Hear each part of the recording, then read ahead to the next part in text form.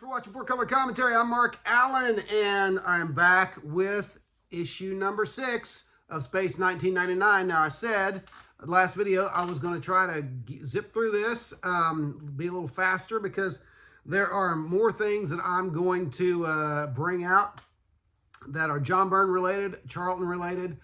This has got me on a kick, and I'm actually going to pull out some Raj 2000 stuff sooner rather than later, so that we can look at that.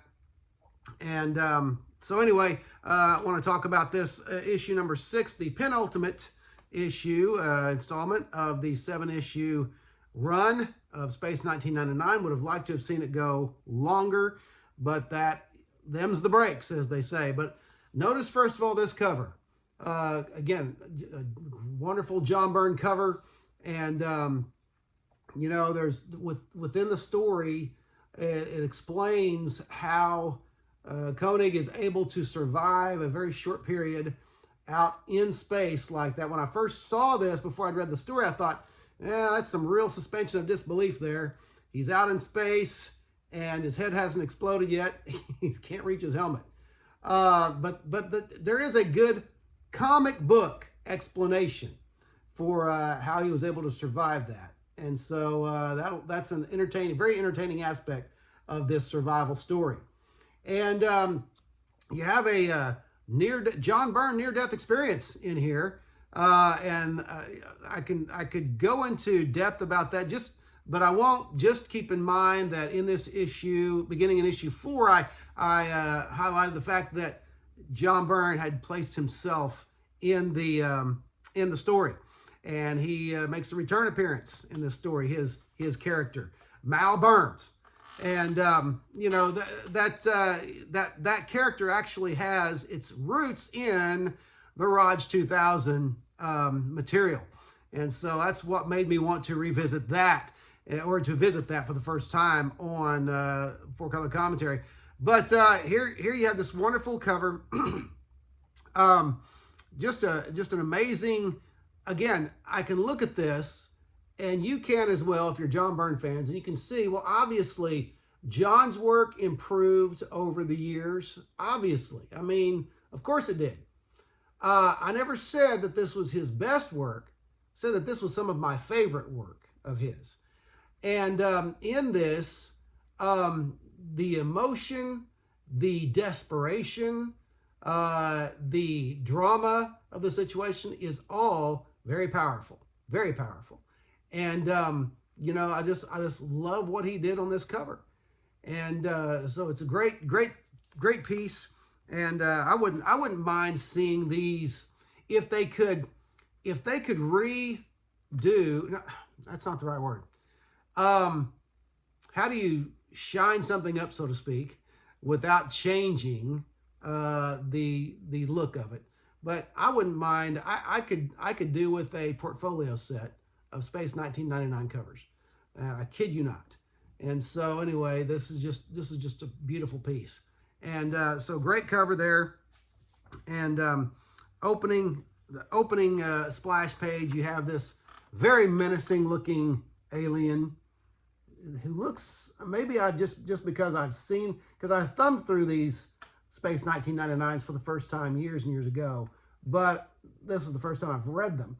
And that alien looks familiar. I don't know where I've seen the light before, but it does look familiar. Anyway, just again, John Byrne does such a wonderful job early on. He would have been about 26 at this time. Wonderful job on the alien technology, and the aliens themselves, and the designs, and just great stuff. This has been so much fun for me. And again, I realize, you know, they make chocolate and vanilla. This won't hit everyone the same way it hits me. But great stuff here, and great job on the ensuing chaos of the explosion that takes out one of the Eagles, and Koenig's immediate problem there. All right, so great stuff there. There is a panel right next that I was like, okay, this really reminds us that Byrne was early on in his artistic career. This is probably the least attractive panel in the book.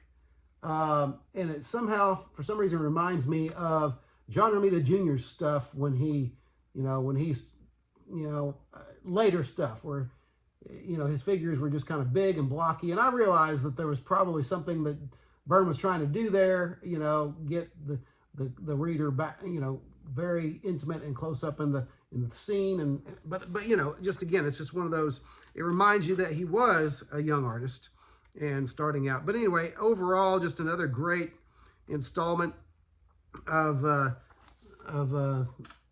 Space 1999. And look, there's Mal Burns, aka John Byrne. All right, I think John Byrne was born with that beard. I think he's always had the beard. That must have been rough on his mama. But anyway, so just great stuff again with Space 1999 story. There was one ad in here, by the way. We interrupt this very exciting story to tell you how you can have your own peanut plantation. Okay, there's an ad I never saw in another comic book. Peanut plantation. Everybody wants a peanut plantation. And I guess this would have been about the time that Jimmy Carter was in the White House, and so, or right around that time. So there you go. I was trying to see if there was anything else outstanding about this. There is a text piece, but I can't tell who did the art in this text piece. Maybe you can, or the prose piece, I should say. Maybe you can. Is that Byrne, or is that Staten, or is that someone else? One other, or two others here. Easier to tell with characters. I'm not sure if that's Byrne or Staten. That looks almost Sienkiewicz-like. But anyway, don't even know that Sienkiewicz was doing work for Charlton, or ever has done work for Charlton. Anyway, that's it. That is Space 1999, issue number 6. And I did, as soon as I realized when we did a video on issue 1, as soon as I realized I didn't have issue 7, I bought it online. So I'll be very soon coming with information on issue 7, and then we'll wrap up Space 1999. It'll be in the books, and we will go on to something else. But anyway, that's it for right now. Thanks for watching 4-Color Commentary. Don't forget to like, comment, and subscribe, especially comment. And we will see you next video.